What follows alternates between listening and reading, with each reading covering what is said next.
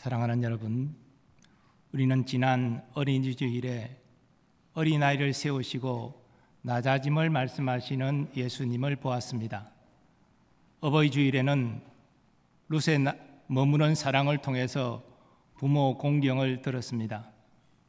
오늘은 가정 전체를 향한 하나님의 말씀입니다. 모든 사람은 행복한 가정을 꿈꿉니다. 결혼할 때도 자녀가 태어날 때도 좋은 가정을 그립니다. 그런데 시간이 지나면서 그 꿈과 현실의 거리가 있음을 경험합니다. 어떤 가정은 큰 싸움도 없었는데 가족이 조용히 멀어집니다. 한 지붕 아래에 살면서 함께 저녁 식사하기가 어렵습니다. 늦은 시간이 되면 각자의 방으로 들어가 핸드폰으로 하루를 마무리합니다.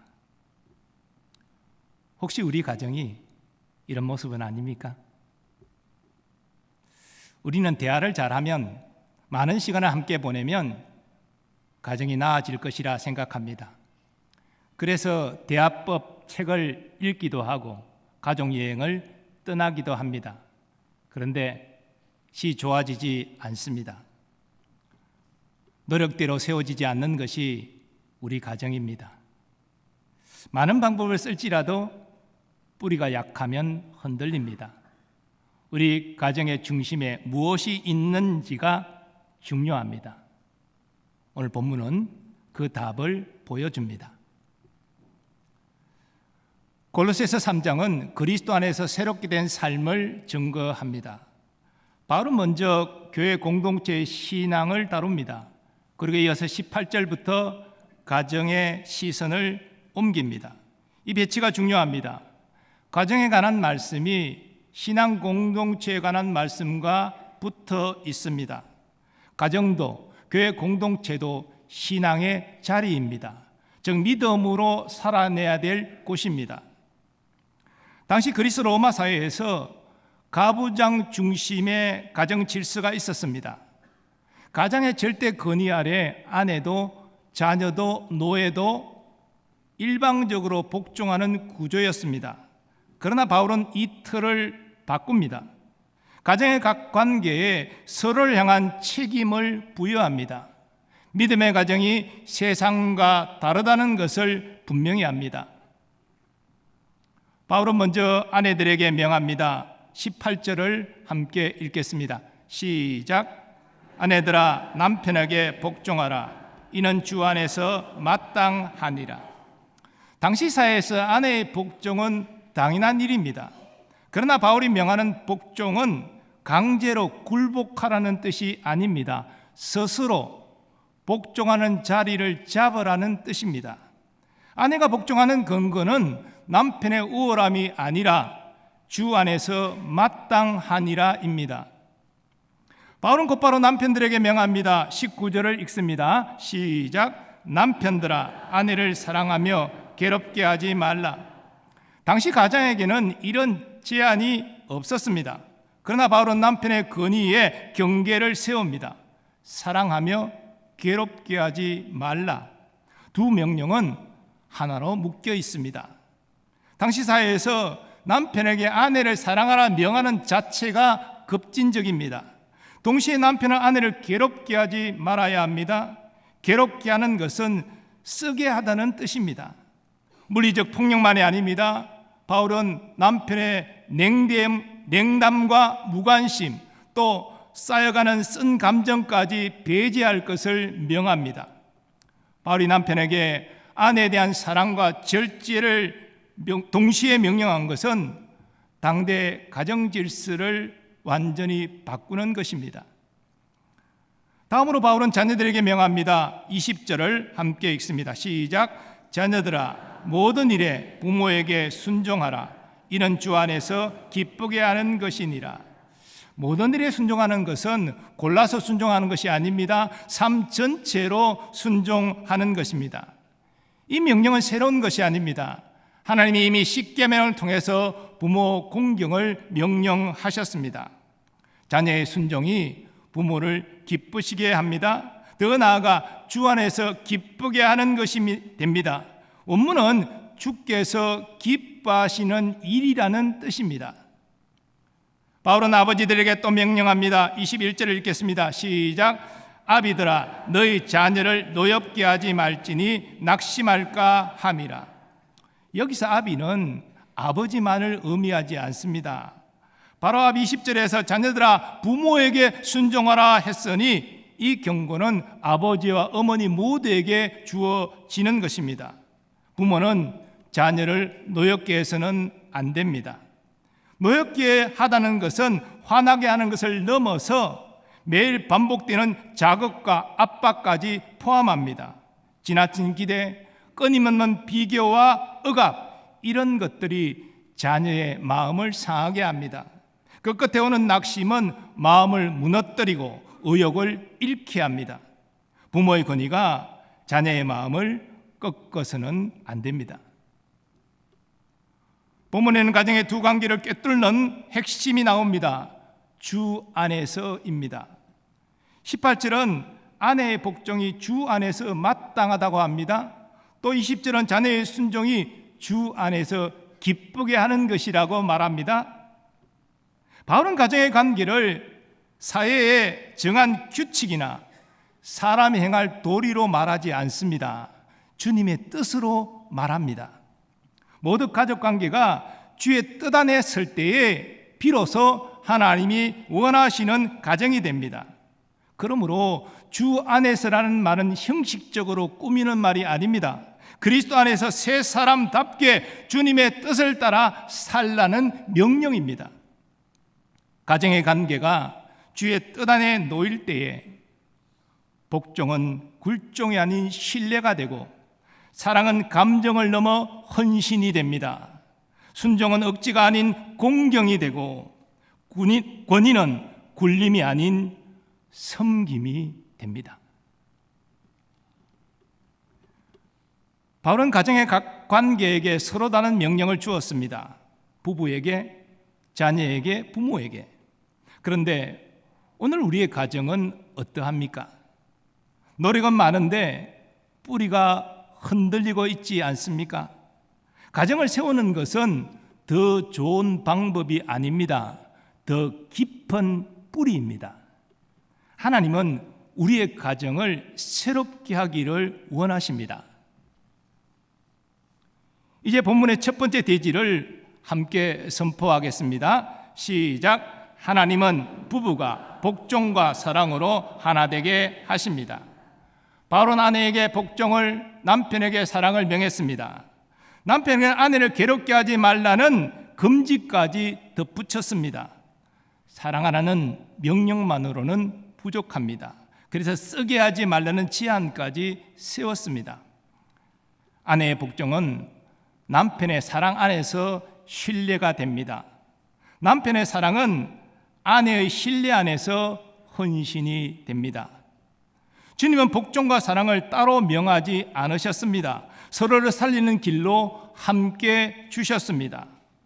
아내는 사랑함으로 복종합니다. 남편은 헌신함으로 사랑합니다. 주님은 부부가 서로를 눌러 다스리지 않게 하시고 서로를 붙들어 이렇게 세우게 하십니다. 지금 우리는 서로를 붙들어 세우고 있습니까? 하나님은 처음부터 부부를 이렇게 지으셨습니다. 창세기에는 하나님이 아담을 만드시고 그 옆에 하와를 세우신 것이 나옵니다. 아담은 고백합니다.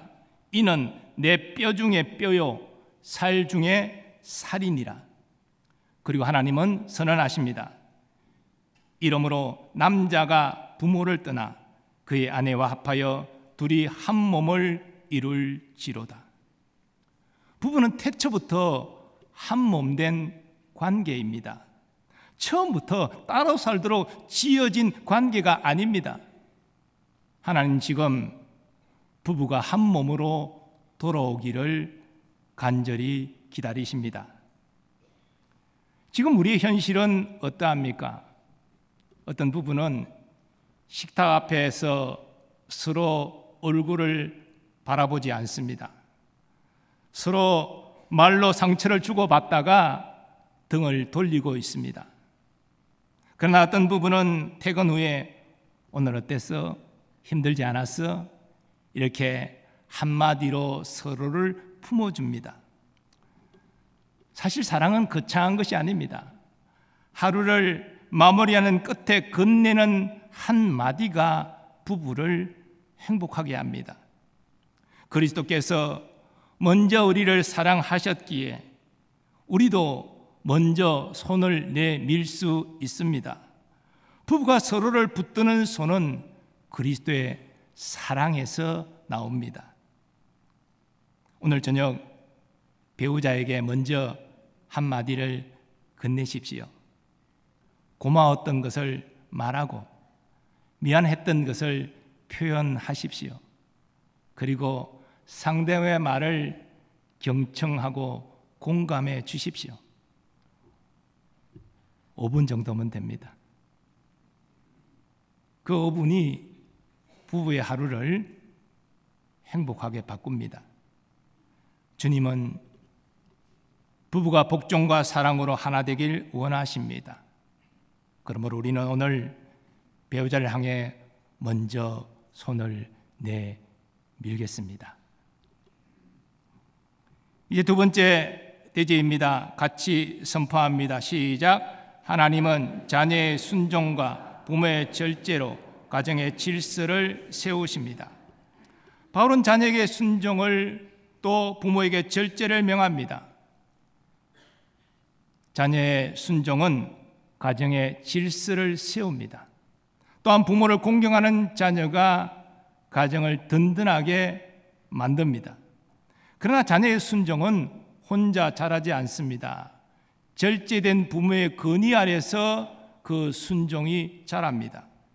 부모가 만일 권위를 분노와 강요로 사용한다면 자녀는 순종을 배우지 않고 반발을 배웁니다. 바로 이 낙심할까 하노라 말한 이유가 여기에 있습니다. 부모의 잘못된 태도가 자녀의 마음을 닫게 하기 때문입니다. 하나님은 자녀의 순종과 부모의 절제를 통해서 가정의 질서를 세우십니다. 성경은 이 진리를 두 상반된 모습으로 보여줍니다. 엘리 제사장은 하나님을 섬기는 사람이었지만 그 아들들은 행실이 나빴습니다. 문제는 엘리가 그 아들들을 바로잡지 않고 방관했다는 것입니다. 성경은 말합니다. 그가 자기 아들들이 저주를 자청하되 금하지 아니하였음이니라. 결국 그 가정은 무너졌습니다. 하나님은 방임 속에서 가정의 질서를 세우지 않으십니다. 반대로 신앙을 삶으로 전한 가정도 있습니다. 디모데 외조모 로이스와 어머니 니니게는 믿음을 삶으로 전했습니다. 바울은 디모데 안의 믿음이 먼저 그들에게 있었다라고 말합니다. 가정에서 전한 믿음이 한 사람을 복음의 일꾼으로 세웠습니다. 디모데는 전한 믿음을 순종으로 응답한 자녀였습니다.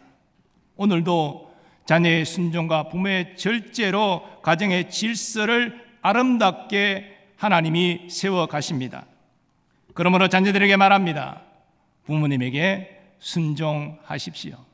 때로는 부모님의 말씀이 이 시대에 답답한 말씀으로 들릴 수도 있습니다.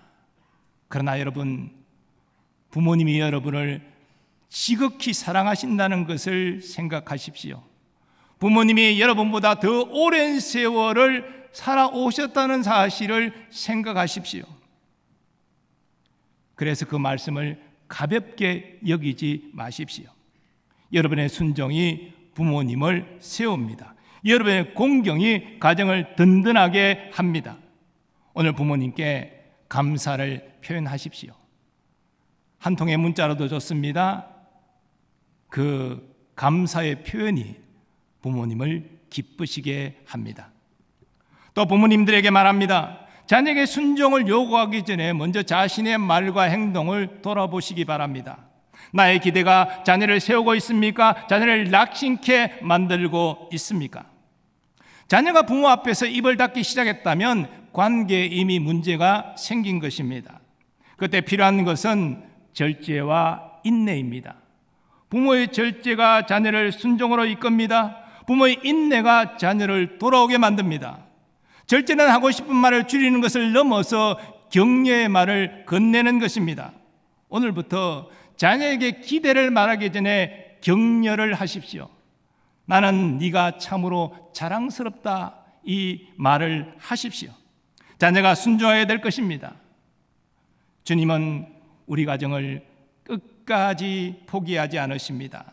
그러므로 우리는 순종과 절제로 가정의 질서를 세워가겠습니다. 세 번째 대지입니다. 또 같이 선포합니다. 시작. 하나님은 주 안에서 행복한 가정을 세우십니다. 본문에 반복하여 나오는 말이 있습니다. 주 안에서입니다. 가정의 모든 관계가 그리스도의 주 되심에 복종하는 것입니다. 아내의 복종, 남편의 사랑, 자식의 순종, 부모의 절제, 그것만으로 안 됩니다. 아무리 부모가 노력해도, 또 부부가 노력해도 그것만으로 안 됩니다. 또 자녀의 성적이 아무리 뛰어나도, 집안에 재산이 많아도, 성공해도 부족합니다. 가족관계의 뿌리에 주님이 계셔야 합니다. 행복한 가정은 하나님이 세우시는 것입니다. 예수님은 산상수훈의 말미에서 이 진리를 말씀하십니다. 그러므로 누구든지 나의 이 말을 듣고 행하는 자는 그 집을 반석 위에 지은 지혜로운 사람 같으리니 비가 내리고 창수가 나고 바람이 불어 그 집에 부딪히되 무너지지 아니하나니 이는 주추를 반석 위에 놓은 까닭이요. 반석 위에 지은 집은 아무리 비가 거세게 와도 바람이 세차게 불어도 흔들리지 않습니다. 가정의 반석은 무엇입니까? 주 안에서입니다. 오늘 우리의 가정이 주의 말씀 위에 서야 합니다. 비가 와도 바람이 불어도 세상이 흔들어도 무너지지 않는 우리 가정, 주 안에서 세워진 가정입니다. 우리 가정에 주님이 주인으로 계십니까? 예배를 드리고 함께 기도하고 말씀 은혜를 나누는 자리가 가정에 있습니까? 어떤 가정은 온 가족이 주일날 같이 교회에 와서 예배를 드리지만 집으로 돌아가면 각자 흩어집니다. 어떤 가정은 신앙적인 분위기가 사라진 지 오래입니다. 식사 기도가 끊어지고 신앙적인 대화가 멈추었습니다. 우리 가운데도 그런 가정이 있을 것입니다. 그래도 낙심하지 마십시오. 지금부터 다시 시작하면 됩니다. 문제를 인식하고 주님께 나아가면 됩니다. 그 가정을 하나님이 붙들어 주십니다. 하나님이 붙드시는 가정은 넘어질 수 있지만 다시 일어납니다. 그 붙드시는 손이 지금 우리 가정 위에 있습니다. 십자가의 그리스도께서 이 땅에 끼어진 모든 관계를 다시 회복하십니다. 오늘 예배를 마치고 집으로 돌아가시면 가능한 가족이 손을 잡고 함께 기도하시기 바랍니다. 거창하지 않아도 됩니다. 진솔하게 기도하십시오. 주님, 우리 가정과 함께하여 주옵소서. 우리 가정을 주 안에서 다시 세워 주옵소서. 그 한마디 기도가 시작입니다. 그 자리에 주님이 함께 하십니다. 혹시 자녀가 장성해서 내 말을 도대체 듣지 않아요, 이렇게 말씀하고 싶은 분이 계십니까? 그럴지라도 자녀를 끝까지 사랑으로 품으시기 바랍니다. 자녀를 위하여 축복하고 기도하시기 바랍니다. 주님이 우리 자녀를 지켜주십니다. 주님께서 자녀의 마음을 돌이키게 하시고 우리의 가정을 다시 세우십니다. 주 안에서 행복한 가정이 되게 하십니다. 주님께 문을 여는 것은 우리의 몫이고 우리 가정을 세우시는 것은 주의 은혜입니다. 주님이 우리 가정을 행복하게 세우십니다. 우리는 주 안에서 행복한 가정을 꿈꾸며 말씀에 순종합니다. 아멘. 사랑하는 여러분, 복종과 사랑으로 하나 되는 부부, 순종과 절제로 가정의 질서를 이루는 가족, 이 모든 관계의 뿌리는 주 안에서입니다. 주 안에서 세워지는 가정이 행복한 가정입니다. 예수님은 가나 혼인 잔치에서 포도주가 떨어진 상황에서 물로 포도주로 만드셨습니다. 아무도 알아보지 못했지만 예수님은 그 잔치의 부족함을 채우셨습니다. 예수님이 십자가 위에서 마지막 숨을 거두시는 순간에도 어머니 마리아를 돌보셨습니다. 죽음의 자리에서도 가정을 놓지 않으신 예수님, 그분이 우리 가정의 중심이 되십니다. 끝까지 우리 가정을 붙드십니다. 예수님이 우리 가정에 함께 계실 때에 바닥난 것이 채워지고 기쁨이 회복됩니다. 송경민 목사님이 만드신 주의 가정이라는 찬양이 있습니다. 우리의 소망을 담은 고백입니다. 믿음으로 사는 가정은 가난해도 부족하지 않게 하시며, 소망으로 사는 가정은 아픔에도 더 풍성한 위로 주시네.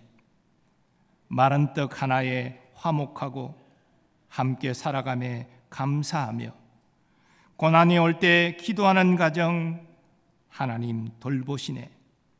주의 가정은 작은 천국이라 주의 가정은 참된 행복 있네. 이 땅에 살아가는 모든 순간 주가 지키시고 항상 인도하시리. 사랑의 주님, 부족한 복종과 사랑, 모자란 순종과 절제, 식어가는 신앙, 이 모든 것을 주님께 내려놓습니다. 주님이 우리 가정의 주인이 되어 주옵소서. 주 안에서 세워지는 행복한 가정이 되게 하옵소서. 예수님의 이름으로 기원하옵나이다. 아멘. 이제 받은 말씀 생각하시면서 주의 가정 함께 찬양할 터인데요, 오늘 가능하신 분들은 일어나셔서 함께 우리의 소망을 주님께 고백하면서 찬양하시겠습니다.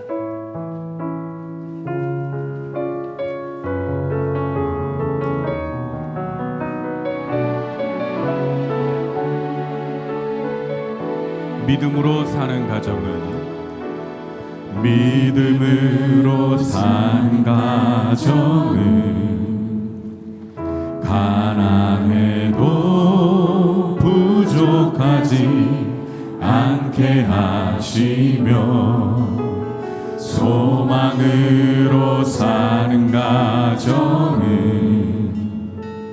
아픔에도 더 풍성한 위로 주시네. 마른 떡 하나에 화목하고 함께 살아가매 감사하며, 고난이 올 때에 기도하는 가정 하나님 돌보시네. 주의 가정은 작은 천국이라 주의 가정에 참된 행복 있네. 이 땅에 살아가는 모든 순간 주가 지키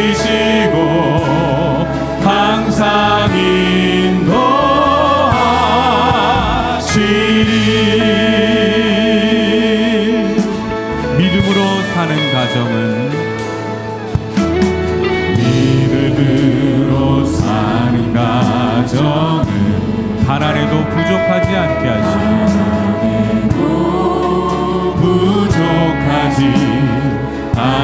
하시며 소망으로 사는 가정은 아픔에도 더 풍성한 위로 주시네. 마른 떡 하나에 화목하고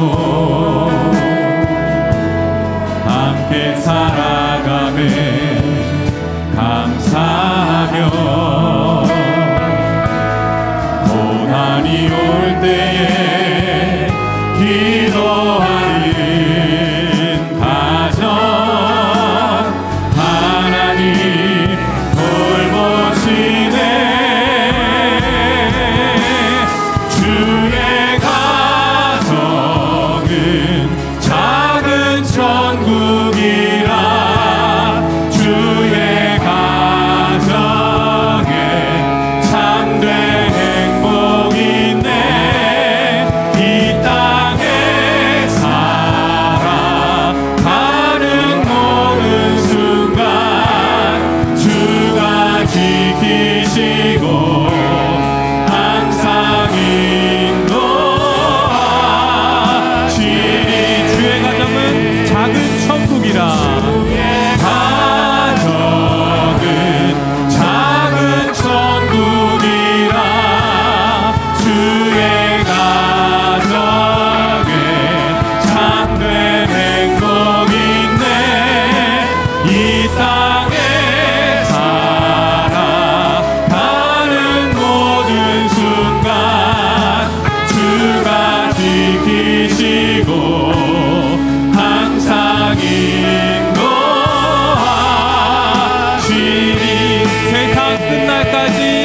세상 끝날까지 항상 인도하시니.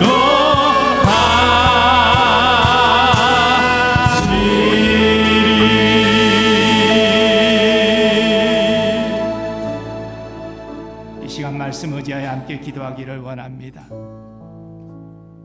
다른 사람 생각할 것 아니라 우리 자신을 생각하면서 부부의 복종과 사랑으로 하나 되게 하시고 자녀와 부부가 순종과 절제로 가정의 질서를 세우며 온 가족이 주 안에서 순종함으로 행복한 가정을 이루게 하시고 내가 그 역할을 감당할 수 있도록 주님 도우시고 우리 가정을 도와주옵소서. 통성으로 기도하겠습니다. 주여. 아버지 하나님, 주의 가정은 작은 천국이라 주의 가정에 참된 행복이 있네. 이 땅에